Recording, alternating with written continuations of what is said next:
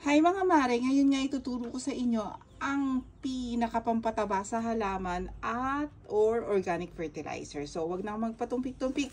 So, araw-araw nga ay meron tayo mga pinagbalatan ng mga gulay at kung ano-ano pa.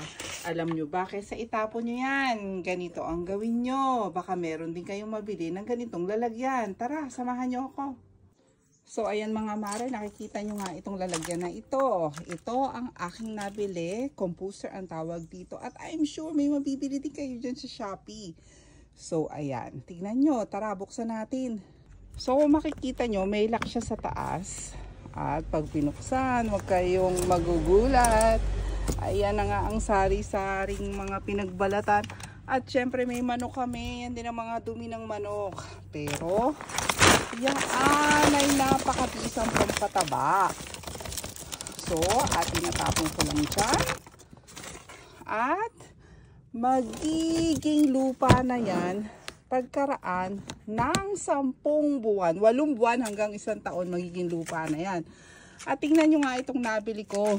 Napakagaling mga mare. So, syempre, sa ilalim, ayan mga mare, parang lupa na yung ilalim niya.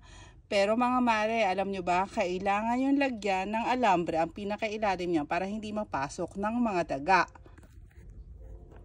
At from the ilalim, dyan tayo kukuha ng mga lupa para sa ating mga halaman. So, di ba mga mare, hindi yun na kailangan bumili at napakalaki nito mga mare. So, at isa pang tip dito mga mare, wag nyo siyang ilagay sa sobrang direct na araw kasi matutuyo siya agad at mawawala ang mga vitamins at minerals ng mga lupa. Ilagay nyo ito sa 6 hours direct sun. It's either morning or afternoon or sa hindi talaga nasisikatan. Katulad nito, sa umaga dito full sun siya. Pero pagdating ng hapon, wala nang araw dito. So sa ganon, ang mga vitamins ng lupa ay magi-stay sa lupa at hindi matutuyo at mawawala. So, happy gardening everyone! Sana may natutunan kayo. God bless!